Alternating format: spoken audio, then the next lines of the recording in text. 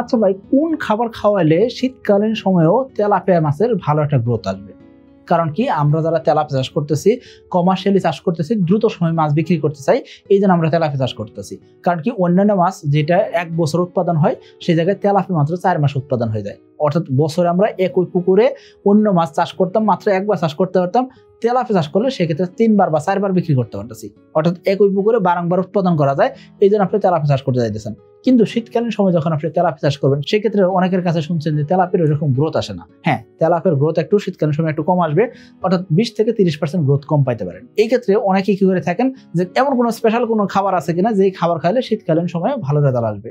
আমি বলবো আপনাকে, হ্যাঁ, এরকম খাবার আপনি তৈরি করে খাওয়াইতে পারেন। সেই জিনিসটা আপনি জানার চেষ্টা করেন। একটু খেয়াল করেন, আপনি যখন তেলাপিয়া চাষ করবেন সেক্ষেত্রে অবশ্যই ভাসমান খাবার দিবেন, এবং কি কমার্শিয়াল ফিড যেটা আছে সেটাই আপনি খাওয়াইতেছেন।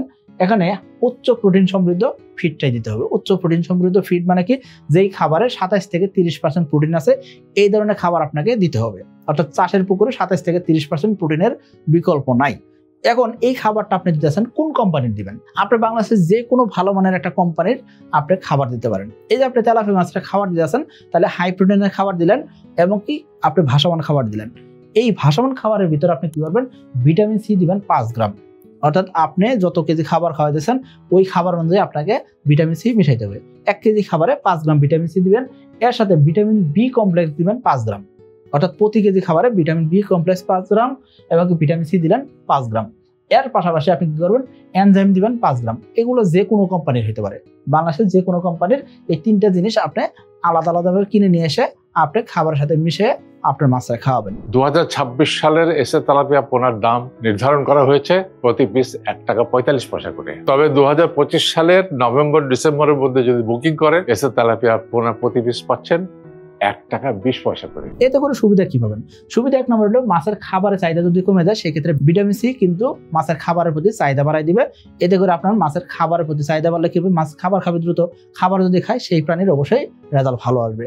এর পাশাপাশি vitamin B complex. Vitamin B complex কেন দিবেন? কারণ কি, মাছ যাতে দ্রুত সময় হৃষ্টপুষ্ট হতে পারে, এই কারণে কিন্তু ভিটামিন বি কমপ্লেক্স যেটা বলা হয়। এর পাশাপাশি আপনি কি করবেন, এনজাইম দিবেন। কারণ কি, মাছের অনেক সময় যাতে বদ হজম হয়, যে খাবার দিতে সেই খাবার অনেক সময় শক্ত হয়ে যায়, এইসব খাবার হজম হইতে সমস্যা হয়। পাশাপাশি মাছ যে খাবারটা খাইতেছে এই খাবারটা তো উচ্চ প্রোটিন সমৃদ্ধ খাবার, অনেক সময় এই প্রোটিনযুক্ত খাবারটা হজম হয় না। এইসব কারণে আমরা কি করবো, আমরা এনজাইম দিব। অনেক সময় দেখবেন কি, তেলাপিয়ার পুকুরে মাছ সুতার মতন পায়খানা করতেছে, কারণ কি মাছের খাবারটা সঠিকভাবে হজম হয় নাই। তো আপনি এই 3টা জিনিস যদি খাওয়ান, ইনশাল্লাহ দেখবেন কি এইসব সমস্যার সমাধান হয়ে গেল। এখন এই জিনিসটা আপনি কতদিন পর পর দিবেন? শীতকালীন সময় প্রতি 10 দিন অন্তর অন্তর এই 3টা জিনিস 1 দিন থেকে 2 দিন করে খাওয়াইতে পারেন। অর্থাৎ প্রতি 10 দিন পর পর আপনি 1 দিন বা 2 দিন করে এই জিনিসগুলো দিতে পারেন। যদি আপনার পুকুরে মাছ সুতার মতন পায়খানা করে, সেক্ষেত্রে আপনি প্রতি কেজি খাবারের সাথে 5 গ্রাম এনজাইম টানা 3 দিন খাওয়ালে দেখবেন কি ইনশাল্লাহ রোগ মুক্তি হয়ে যাবে। এখন আসেন, এই যে আমরা খাবারটা দিব, এই খাবারটা কিভাবে দিব এবং কি পরিমাণটা কি হবে? এই যে আমরা খাবার দিয়ে যাচ্ছি, সেক্ষেত্রে শীতকালীন সময়ে দিনে 1 বার খাবার দেওয়াটাই সবচেয়ে ভালো। শীতকালীন সময় 2 বেলা খাবার দেওয়ার তেমন একটা দরকার নাই। যদি রোদ দিন থাকে, মাছ খাবারের প্রতি চাহিদা দেখায়, সেক্ষেত্রে আমরা 2 বার খাবার দিতে পারি। কিন্তু কুয়াশা পড়তেছে বা তাপমাত্রা এরকম ভালো না, বা দেখা যাচ্ছে দিনের অবস্থা এরকম খুব একটা ভালো না, সেক্ষেত্রে দিনে 1 বেলা খাবার দিব। এবং কি খাবার পরিমাণটা হবে কি, মাছ যতটুকু খাবার খায় সেই অনুযায়ী দিব। আর সচরাচর যেটা হয় সেটা কি, মাছ খাবার খাওয়া 20 থেকে 25% বা 30% কমাই দিতে পারে। অর্থাৎ সাধারণ সময় যে খাবার খাইতো তার সাথে খাবার খাওয়া কমাই দিতে পারে।